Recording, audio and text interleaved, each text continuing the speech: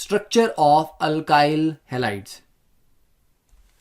देखो alkyl halide में अगर हम sp3 कार्बन वाला केस लें तो यहां पर ये कार्बन sp3 है और ये हैलोजन से बॉन्डेड है। अब हैलोजन ज्यादा इलेक्ट्रोनेगेटिव होते हैं तो उनके ऊपर पार्शियल नेगेटिव चार्ज आएगा और कार्बन के ऊपर आएगा पार्शियल पॉजिटिव चार्ज। तो इसकी वजह से जो इसमें पोलैरिटी इंड्यूस हुई है वो सारे के सारे रिएक्शन मैकेनिज्म का मेन रीजन है कि मान लीजिए हमारे पास एक इलेक्ट्रॉन रिच स्पीशीज है जिसको हम बोलते हैं न्यूक्लियोफाइल। न्यूक्लियोफाइल वहां पर अटैक करना चाहेगा जहां पॉजिटिव चार्ज हो। तो ऑब्वियस सी बात हुई कि यहां पे न्यूक्लियोफाइल की टेंडेंसी होगी कार्बन पे अटैक करने की। ठीक है ना बात। तो ये कार्बन पे अटैक करने की टेंडेंसी क्यों हुई? Because of this polarity. अगर ये हैलोजन नहीं होती तो यहां पर पोलैरिटी नहीं आती। पोलैरिटी नहीं आती तो इस तरह के अटैक की पॉसिबिलिटी नहीं होती। तो ये जो पोलैरिटी है इसकी वजह से एक ऐसी स्पेशल कैटेगरी ऑफ रिएक्शन हम पढ़ेंगे जो सबसे ज्यादा इंपॉर्टेंट है इस पूरे चैप्टर में, that is nucleophilic substitution reaction. एक न्यूक्लियोफाइल आके दूसरे न्यूक्लियोफाइल को रिप्लेस कर देता है। ठीक है, तो ये इंडक्टिव इफेक्ट से यहां पर विड्रॉ कर रहा है। तो ये हो गया इसका स्ट्रक्चर ऑफ अल्काइल हैलाइड। अब क्योंकि पोलैरिटी आई है तो पोलैरिटी से फिर क्या जनरेट होगा? यहां पर डाइपोल मूवमेंट भी जनरेट होगी और डाइपोल मूवमेंट का फॉर्मूला क्या होता है? Mu is equal to charge into distance. कि पोलैरिटी में चार्ज कितना दोनों पे जनरेट हुआ है और distance between the two connected atoms. तो डाइपोल मूवमेंट के आने से हमारे पास डाइपोल डाइपोल फोर्सेस आ जाएंगी और डाइपोल डाइपोल फोर्सेस आ जाएंगी तो उससे मेल्टिंग पॉइंट, बॉइलिंग पॉइंट, ये सारे प्रॉपर्टीज अफेक्ट होती हैं। तो पहले बात करते हैं कि what are the molecular dipole movements. ठीक है, मिथाइल हैलाइड और कुछ और कंपाउंड। अब एक केस आ गया हमारे पास CH3X, simple methyl halide. Okay, अब मिथाइल हैलाइड में भी हम एक्सपेक्ट तो ये करेंगे, ये जब X फ्लोरीन है तो उसके केस में डाइपोल मूवमेंट सबसे ज्यादा है। क्यों? क्योंकि fluorine is the most electronegative element. But यहां पर CH3Cl की ज्यादा आ जाती है। Now this is not an exception. इसका रीजन क्या है कि mu is basically charge into distance. Charge तो नो डाउट फ्लोरीन के केस में पोलैरिटी ज्यादा डेवलप होगी तो चार्जेस उसी में ज्यादा आएंगे, बट फ्लोरीन का साइज छोटा है। कार्बन फ्लोरीन बॉन्ड लेंथ छोटी है, कार्बन क्लोरीन बॉन्ड लेंथ बड़ी है। तो दैट इज द रीजन कि क्लोरीन के केस में डिस्टेंस वाला पार्ट थोड़ा डोमिनेट कर जाता है और ओवरऑल प्रोडक्ट बड़ा हो जाता है। इसीलिए याद रखना ये क्वेश्चन आया हुआ है एग्जाम में एक बार और एनसीईआरटी का डेटा है ये। तो CH3Cl की ज्यादा है, फिर CH3F, फिर CH3Br, फिर CH3I। पर बाकी कैसी देखोगे आप, CHX2 जहां दो हैलोजन लगे हैं या CHX3 तीन लगे हैं, उनमें फिर वही है, फ्लोरो है, फिर ब्रोमो है, फिर मतलब फ्लोरो, क्लोरो, ब्रोमो एंड आयोडो। तीन वाले में भी सेम ट्रेंड फॉलो हो रहा है। और जब चारों के चारों हैलोजन हैं तो चार equal vectors at equal angle, तो नेट डाइपोल मोमेंट जीरो हो जाता है CX4 में, फिर चाहे वो कोई भी हैलोजन हो। तो just note down this data. अब नेक्स्ट बात करते हैं बॉइलिंग पॉइंट की। तो अभी पढ़ा हमने कि बॉइलिंग पॉइंट किससे अफेक्ट हो रहे हैं? Strength of intermolecular forces. जितनी ज्यादा स्ट्रॉन्ग इंटरमॉलिक्यूलर फोर्सेस होंगी, अट्रैक्शन होंगी, उतना ही हाई बॉइलिंग पॉइंट आएगा। तो हैलोजन के केस में या अल्काइल हैलाइड्स के केस में जो दो मेजर फैक्टर्स हैं इंटरमॉलिक्यूलर अट्रैक्शन के, वो है London forces, that is weak van der Waals forces, and dipole dipole forces. London forces कब आती हैं? From temporary dipoles. ठीक है, दे रिजल्ट फ्रॉम कोऑर्डिनेटेड, कि एक टेम्पररी डाइपोल बना यहां पे, पार्शियल नेगेटिव पार्शियल पॉजिटिव, इसने पड़ोसी में बना दिया, उसने अगले पड़ोसी में बना दिया, तो एक दूसरे में दूसरा, तीसरे में तीसरा, चौथे में इस तरह से इंड्यूस करता जा रहा है। तो कोऑर्डिनेटेड है वो सारे आपस में और it depends on surface area. Greater the surface area greater the London forces. दूसरा डाइपोल डाइपोल, सीधी सी बात है, एक डाइपोल था उसने दूसरे वाले में इंड्यूस किया, अब ये परमानेंट डाइपोल है। क्लियर? तो अगर हम बड़े वाले हैलोजन लगाएंगे जैसे आयोडो है, ब्रोमो है, ये बड़े हैलोजन है, तो इनका सरफेस एरिया भी ज्यादा होता है। सरफेस एरिया ज्यादा होगा तो लंडन फोर्सेस ज्यादा होंगी, तो ऑब्वियसली बॉइलिंग पॉइंट भी ज्यादा होगा। इसलिए हेलो अल्केन में बॉइलिंग पॉइंट इंक्रीजेस फ्लोरो का छोटा होता है। अगर कार्बन चेन सेम हो, ठीक है, फ्लोरो का छोट कम होगा, फिर क्लोरो का उससे बड़ा होगा, ब्रोमो उससे बड़ा होगा आयोडो का। Then CH2, okay, want to note it down, ठीक है, तो नोट कर ही लो। CH2Cl2, अब देखो 2 क्लोरीन थी तो बॉइलिंग पॉइंट कम, 3 में थोड़ा और ज्यादा, 4 में और भी ज्यादा, क्योंकि सरफेस एरिया बढ़ जाएगा। नेक्स्ट वाले में 2 कार्बन है चेन में, अगले में 3 कार्बन हो गए, फिर 4 कार्बन हो गए, हेलोजन सेम है, पर जैसे कार्बन चेन लंबी होती जाएगी ऑब्वियसली सरफेस एरिया बढ़ेगा और बॉइलिंग पॉइंट बढ़ेगा, ठीक है। Now next is some interesting alkyl halides. I don't know कि आपको इंटरेस्टिंग लगेंगे कि नहीं लगेंगे, लेट्स सी। टेफ्लॉन, टेफ्लॉन कहां यूज करते हैं हम? Non stick coating. सुबह सुबह ऑमलेट खाते हो तो ऑब्वियस सी बात है, ऑमलेट को एक आप नॉन स्टिक तवे पे ही बना सकते हो, ओके, तो उसमें टेफ्लॉन की कोटिंग होती है। टेफ्लॉन की कोटिंग और कहां करते हैं? जब आप कार वॉशिंग के लिए जाते हो, बाइक वॉशिंग के लिए जाते हो, तो अगर आप अच्छी वाली कोटिंग करवाओ तो वो टेफ्लॉन कोटिंग करते हैं, जिससे कि आपके गाड़ी के सरफेस पे पानी रुकता नहीं है, ठीक है, पानी फ्लो कर जाता है, तो that is a non stick coating material. तो CF2 single bond CF2 CF2 CF2 कर करके इस तरह का पॉलीमर ये है, तो पॉलीमरिक चेन है। Then polyvinyl chloride, PVC pipes सबको पता है इंसुलेशन में यूज होती हैं, पाइप्स यूज होती हैं, तो पॉलीविनाइल क्लोराइड मतलब विनाइल क्लोराइड में पॉलीमराइजेशन हो गई है, ठीक है। देखो ये CH2 सिंगल बॉन्ड CH, फिर Cl, फिर CH2 CH Cl, CH2 CH Cl, मतलब ये वाला जो पार्ट है ये ही रिपीट होता जा रहा है। Then halothane, halothane is a general anaesthetic, आपको बेहोश करने के काम में आ सकता है। CFCs, क्लोरोफ्लोरोकार्बन, ये पहले यूज की जाती थी एज रेफ्रिजरेंट्स, अब तो इनका यूज बैन हो गया है, जैसे कि Freon 11 is CFCl3। Then DDT, it's a pesticide जिसका यूज भी अब बैन है, तो ये भी एक हेलोजन हेलो अल्केन है, ठीक है, हेलो अरीन भी बोल सकते हो आप। अब नेक्स्ट स्टार्ट करते हैं the preparation of halo alkanes and halo arenes. Preparation में अभी तो हम मैकेनिज्म की बात नहीं करेंगे, अभी तो हम डायरेक्टली देखेंगे कि किससे क्या बन रहा है, ये आपको इनिशियल फेज में मेमोराइज ही करने हैं। हाँ, जैसे जैसे हम मैकेनिज्म इस चैप्टर में आगे पढ़ेंगे, ये सारे रिएक्शन के जो अंडरलाइंग मैकेनिज्म थे वो आपको समझ आएंगे, उनको हम अल्कोहल में भी थोड़ा डिटेल में पढ़ेंगे। तो for right now you just need to memorise कि इसमें क्या बनता है, जहां छोटे मोटे पॉइंट्स में मेंशन करूंगा वो आपको समझने हैं। तो देखो, preparation of halo alkanes and halo arenes from alcohol, पहला चीज। अब अल्कोहल जैसे ROH प्लस HX, ZnCl2 की प्रेजेंस में RX बनाते हैं, मतलब हम क्या कर रहे हैं बेसिकली, इस H2O को हम निकाल रहे हैं, ओके, ये H2 निकल जाएगा, R और X डायरेक्टली कंबाइन कर जाएंगे और RX बन गया। ZnCl2 का पर्पस क्या है, ये एज अ कैटलिस्ट काम करता है, क्योंकि 1 डिग्री और 2 डिग्री अल्कोहल ज्यादा रिएक्टिव नहीं होते। क्यों? क्योंकि उनका जो कार्बोकैटायन बनेगा वो 1 डिग्री या 2 डिग्री बनेगा, जो कि उतना स्टेबल नहीं है। तो 1 डिग्री 2 डिग्री अल्कोहल खुद उतनी जल्दी रिएक्ट नहीं करना चाहते, दे आर लेस रिएक्टिव, इसीलिए उनको रिएक्ट करवाने के लिए ZnCl2 डालना पड़ता है। पर 3 डिग्री अल्कोहल में ऐसी कोई रिक्वायरमेंट नहीं है, जैसे कि ये आ गया आइसोप्रोपाइल अल्कोहल HCl। HCl क्या है? एसिड है। एसिड क्या करता है, इस OH ग्रुप को प्रोटोनेट करेगा, मतलब OH अपने लोन पेयर से H पॉजिटिव को गेन कर लेगा, गेन करने के बाद इस ऑक्सीजन के बाद 2 H हो गए और एक आ गया पॉजिटिव चार्ज, क्योंकि लोन पेयर दे दिया उसने। फिर नेक्स्ट स्टेप में ये वाटर बाहर निकल जाएगा, मतलब डिहाइड्रेशन, और जनरेट होगा कार्बोकैटायन, जो कि 2 डिग्री कार्बोकैटायन है यहाँ पे। फिर उस पे जाके Cl नेगेटिव अटैक करेगा, तो बस, तो अल्टीमेटली क्या किया, OH हटा के आपने Cl लगाया, बट ये कार्बोकैटायन मैकेनिज्म से चला।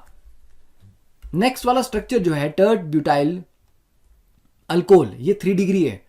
3 डिग्री का जो कार्बोकैटायन बनेगा, OH हटा दो तो कार्बोकैटायन बन गया, वो बहुत स्टेबल है, तो उसको फिर किसी कैटालिस्ट की जरूरत नहीं है, तो डायरेक्टली HBr से ट्रीट किया, ये HBr बाहर निकल जाएगा और डायरेक्टली हम Br अटैच कर देंगे।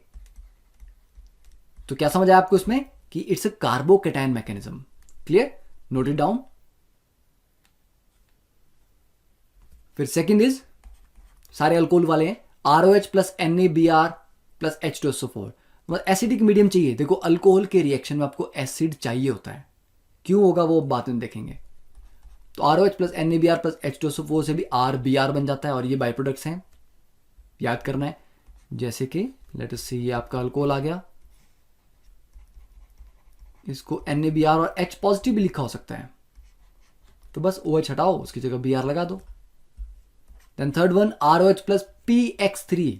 ये PX क्या होता है? X आपका क्लोरो या ब्रोमो फॉर एग्जाम्पल, और 3 मॉलिक्यूल लग रहे हैं यहां पे।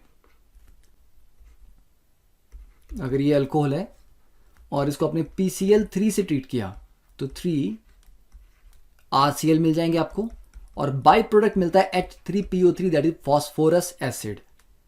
इसी की जगह अगर इसको आप PBr3 से ट्रीट करते तो आपको ब्रोमो अल्केन मिलता। तो बाई प्रोडक्ट याद रखना है, इसमें क्या बना? PX3 के साथ H3PO3 और 3 मॉलिक्यूल ऑफ अल्कोहल लगे थे एक PX3 के साथ। सिमिलरली PX3 की तरह हम PCl5 भी यूज करते हैं, पर वहां पर एक ही अल्कोहल का मॉलिक्यूल लगता है। जैसे कि इसको आपने ट्रीट किया PCl5 से, तो जस्ट OH हटा के Cl लगा दिया, सिंपल। पर बाई प्रोडक्ट डिफरेंट है, POCl3 और HCl। Next one red phosphorus और X2 या ब्रोमीन या आयोडीन। ROH से सीधा RX बनता है, याद रखना है। देन ROH को SOCl2 से ट्रीट करते हैं। SOCl2 is thionyl chloride. It's a very very important reaction, क्योंकि it is the best reaction to prepare chloro alkanes. ठीक है, best process to make chloro alkanes. Why? देखो ROH से बन तो गया RCl, SOCl2 से ट्रीट करने पे, याद रखना इट्स अ डार्जन्स प्रोसेस बोलते हैं इसको। बेस्ट इसलिए माना जाता है क्योंकि जो SO2 बन रहा है ये भी गैसेस है, जो HCl बन रहा है ये भी गैसेस है। गैसेस होने की वजह से ये भी निकल जाएगा बाहर और ये भी एस्केप कर जाएगा, पीछे रह जाएगा प्योरली RCl। तो हमें मिक्सचर से इनको सेपरेट करने के लिए कुछ करना नहीं पड़ा, बाकी के 2 कंपोनेंट गैसेस थे वो एस्केप कर गए। तो ये बोर्ड में कभी कभी क्वेश्चन भी आता है कि थायोनील क्लोराइड के साथ ट्रीट करना बेस्ट क्यों है, या which is the best method to prepare alkyl chlorides from alcohol. तो आप बोलेंगे Darzens method, because the other 2 by products are gases and they escape from the reaction mixture easily. Next is ROH। अगर आपको iodide बनाने हैं तो आप KI या NaI से ट्रीट करो in presence of H3PO4, heat करेंगे इसको तो अल्काइल आयोडाइड्स मिलते हैं। एंड फिर अगर हम रिएक्टिविटी की बात करें कि reactivity of alcohol with HX, तो सबसे जल्दी कौन अटैक करेगा? 3 डिग्री अल्कोहल, ठीक है ना। तो 3 डिग्री अल्कोहल सबसे फास्ट रिएक्ट करता है, देन 2 डिग्री, देन 1 डिग्री। और अगर हम HX की बात करें कि HX में कौन सबसे फास्ट रिएक्ट करेगा, तो HI, then HBr, then HCl। क्यों? क्योंकि this is the order of acidity. जितना एसिडिक होगा उतनी जल्दी H पॉजिटिव टूटेगा, प्रोटोनेशन होगी और रिएक्शन होगा। तो ये होगी रिएक्टिविटी के ऑर्डर, अल्कोहल के भी और HX के भी।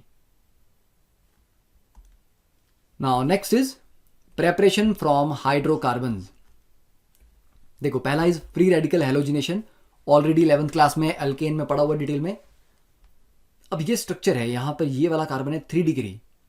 जब आप क्लोरीनेशन करवाते हो तो क्लोरीनेशन रिएक्टिव है, ओके, सिलेक्टिव नहीं है। मान लो एक बार इस 1 डिग्री पे लग गया, एक बार 3 डिग्री पे लग गया, इस 2 डिग्री पे लग जाएगा, प्लस यहां भी लग जाएगा। तो ये सारे थोड़ी थोड़ी प्रोपोर्शन में बन जाएंगे। पर bromination is highly selective. Bromine ढूंढती है, अगर 3 डिग्री कार्बन मिल गया तो वहीं पे ब्रोमिनेशन होगी और ये मेजर होगा, बाकी सारे बहुत कम ट्रेसिस में मिलेंगे आपको बाकी के। तो ये ध्यान रखना कि क्लोरीनेशन रिएक्टिव है, ब्रोमिनेशन सेलेक्टिव है।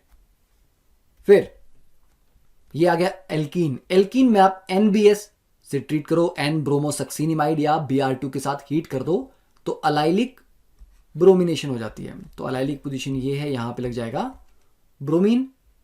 सिमिलरली क्लोरीन के साथ अगर हीट करोगे तो अलाइलिक क्लोरीनेशन हो जाएगी, मतलब हीट करने पे एक रेडिकल जनरेट होते हैं, रेडिकल जनरेट होंगे तो इस तरह का रिएक्शन हो जाएगा।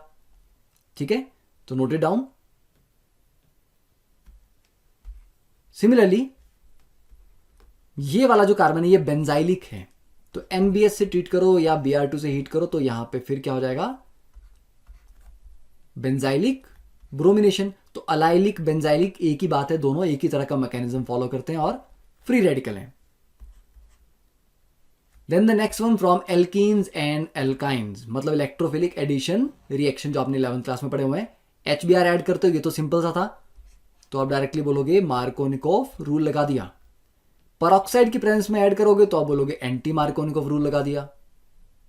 ठीक है, bromine in presence of normal solvent CCl4, तो क्या होता है, डबल बॉन्ड के क्रॉस ब्रोमीन ऐड हो जाता है, एक ब्रोमीन ऊपर लग जाएगा, एक ब्रोमीन नीचे लग जाएगा, क्योंकि एंटी एडिशन होती है यहां पे।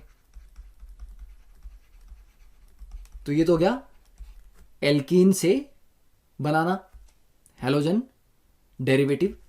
एल्काइन में 2 HBr, तो जब एल्काइन में पहला वाला ऐड करोगे कहां जाएगा, मार्कोनिकोव रूल लगाओ, इस वाले पे ब्रोमीन आएगा। और एक बार आपको समझ आ गया कि किस वाले कार्बन पे, because the carbon having laser number of hydrogen पे नेगेटिव पार्ट जाता है, तो 2 बार जब HBr ऐड होंगे तो दोनों हैलोजन एक ही पोजीशन पे जाते हैं, तो ये बनता है। 2 बार ब्रोमीन ऐड करोगे तो क्या होगा, इस कार्बन को भी 2 ब्रोमीन मिल जाएंगे और इस कार्बन को भी 2 ब्रोमीन मिल जाएंगे। ठीक है, तो ये हो गया multi brominated. Then comes the electrophilic aromatic substitution. तो हेलोजिनेशन पढ़ी थी हमने, X2 और AlCl3, लुईस एसिड चाहिए होता है यहां पे। अब क्योंकि ये जो CH3 लगा हुआ है, it's ortho para directing group, तो एक बार हेलोजन को ऑर्थो पे डाल देगा ये और एक बार डाल देगा पैरो, और दोनों प्रोडक्ट कंसिडरेबल अमाउंट में बनेंगे। तो ऐसे आप इलेक्ट्रोफिलिक एरोमेटिक सब्स्टिट्यूशन से कर सकते हैं। Then next is Sandmeyer's reaction. देखो सैंडमेयर रिएक्शन क्या है, ये आप डिटेल में पढ़ोगे, लास्ट जो चैप्टर है मेन अमीन्स ऑर्गेनिक का, उसमें डिटेल है। और अभी भी देख सकते हैं कि 1 डिग्री एरोमेटिक अमीन, तो 1 डिग्री एरोमेटिक अमीन को अगर आप NaNO2 + HX से ट्रीट करते हो 0 to 5 डिग्री सेल्सियस, मतलब ठंडे, मतलब कोल्ड टेम्परेचर में, then a diazonium salt is formed. Diazonium salt में क्या होता है, NH2 से ये बन जाता है N triple bond N positive. ठीक है, ये HX था तो ये X नेगेटिव, ये बन गया डायजोनियम सॉल्ट। ये रिलेटिवली स्टेबल होता है। यही चीज आप 1 डिग्री एलिफेटिक अमीन के साथ करते तो ये अनस्टेबल होता। एरोमेटिक में ये बेंजीन की वजह से स्टेबल होता है। देन फिर इसको हम मल्टीपल रिएक्शन से ट्रीट कर लेते हैं, जैसे कि यहां पे इसको हम Cu2X2 से ट्रीट करेंगे। X हमारा क्लोरो भी हो सकता है, ब्रोमो भी हो सकता है, तो ये N2 निकल जाता है पूरा का पूरा और उसकी जगह लग जाता है बस X। This is the Sandmeyer's reaction. Simple है, हम पढ़ेंगे इसको आगे आने वाले चैप्टर में, काफी डिटेल में पढ़ना भी हमने ये। ओके, तो I think this much is clear. Then next is the halogen exchange reaction. देखो हैलोजन एक्सचेंज में जो मेन है that is the Finkelstein reaction, और नाम से समझ आ रहा है हैलोजन एक्सचेंज हो रही है। तो ऑलरेडी भी आपके पास एक हैलोजन है जो या तो क्लोरो है या ब्रोमो है, आयोडो नहीं होगी क्योंकि आयोडो हम बनाएंगे। इसको ट्रीट करेंगे NaI के साथ in the presence of acetone. तो एसीटोन एज अ सॉल्वेंट हम लेते हैं, तो एक्सचेंज हो जाती है, आइड वहां चला जाता है, X यहां आ जाता है, तो Ri + NaX। अब ये बड़ा इंपॉर्टेंट है कि आप इससे आयोडो अल्केन ही बना सकते हो क्योंकि फाइनल आपका Ri ही बनेगा और एक्सचेंज हो रही है, तो ये हैलोजन एक्सचेंज मेथड है फिंकलस्टीन। रीजन क्या है, ऐसा ही क्यों होता है, बिकॉज जो आपके पास NaX मतलब NaCl या NaBr बनता है formed is precipitated in dry acetone. Dry का मतलब नहीं वो सूखा है, इट मीन्स उसमें वाटर कंटेंट नहीं है कोई. तो ये जो NaX है ये प्रेसिपिटेट कर जाता है, पर NaI एसीटोन में डिजोल्व रहता है. तो NaI तो Na पॉजिटिव और I नेगेटिव की फॉर्म में घूमता रहेगा यहाँ वहाँ और अटैक करने के लिए अवेलेबल होगा, पर जैसे ही NaCl या NaBr बन जाएंगे वो प्रेसिपिटेट करके नीचे बैठ जाएंगे. तो ली चैटले प्रिंसिपल के अकॉर्डिंग प्रोडक्ट अगर प्रेसिपिटेट करता जाता है तो रिएक्शन फॉरवर्ड चलता जाएगा. तो ये फॉरवर्ड चलता जाता है because of the Le Chatelier principle. तो ये बड़ा इंपॉर्टेंट पार्ट था इसका कि ऐसा क्यों होता है, एसीटोन क्यों यूज करते हैं और NaI ही क्यों अटैक करता है. ठीक है, तो ये तो अल्काइल आयोडाइड बनाने का मेथड हो गया. अब नेक्स्ट इज स्वार्ट्स रिएक्शन. अगर हमें फ्लोराइड्स बनाने हो तो फ्लोराइड उतने इजीली नहीं बनते. फ्लोराइड के लिए हम क्या करते हैं, मेटालिक फ्लोराइड के साथ हैलाइड को ट्रीट करते हैं. तो मेटालिक फ्लोराइड क्या हो सकते हैं, AgF ले लेते हैं हम, Hg2F2 ले सकते हैं, CuF2 ले सकते हैं, SbF3 ले सकते हैं. तो मेटालिक फ्लोराइड्स के साथ हीट करने पे फाइनली हमें मिलते हैं अल्काइल फ्लोराइड. अब क्वेश्चन ये आता है कि डायरेक्टली क्यों नहीं बनाते हम, बिकॉज डायरेक्ट जो रिएक्शन है वो बड़े एक्सोथर्मिक है, उनको कंट्रोल करना मुश्किल होता है. ये फिर भी एक कंट्रोल्ड रिएक्शन होगा, उतना वायलेंट रिएक्शन नहीं होगा. तो ये इंपॉर्टेंट है, तो नोट इट डाउन. और ये सब आपको एनसीईआरटी में स्टार्टिंग वाले पार्ट में मिल जाएगा इजी, कुछ में कोई एक्स्ट्रॉर्डिनरी चीज अभी तक हमने डिस्कस नहीं की है. ठीक है, अब बात करते हैं क्वेश्चन की जो आपको घर पे ट्राई करना है, इन टेक्स्ट क्वेश्चन जिसका आंसर नेक्स्ट क्लास में डिस्कस करेंगे. देखो, why is H2SO4 not use during the reaction of alcohol with KI. KI के साथ जब किया था ना ट्रीट तो H3PO4 लिया था, H2SO4 नहीं लिया था. ठीक है ना. अब पॉइंट इज कि अगर एसिडी लेना था तो H2SO4 भी ले लेते, H3PO4 क्यों लिया. Good question. Second, among the isomeric alkanes of molecular formula C5H12 identify the one that on photochemical chlorination single monochloride दे, 3 आइसोमेरिक मोनोक्लोराइड या 4 आइसोमेरिक मोनोक्लोराइड दे. एंड ये क्वेश्चन नंबर 7. तो ये सारे क्वेश्चन आपको ट्राई करने हैं. नेक्स्ट क्लास में we will discuss the solution to these problems. Okay, तो I think that is sufficient. और नेक्स्ट क्लास में we will start with the main part of this chapter जो स्टार्ट होने वाला है, that is characteristic reactions of alkyl halide, जो कि है सब्स्टिट्यूशन और एलिमिनेशन. ओके, तो see you in the next lesson. तब तक के लिए just revise your IUPAC naming, GOC वाला पार्ट पढ़ लो, बिकॉज विदाउट GOC अगले वाला पार्ट आपको समझ नहीं आएगा. अपना स्टीरियोकेमिस्ट्री की कुछ फंडे रिवाइज करने हैं तो वो भी कर लो. Okay, so thank you, have a nice day.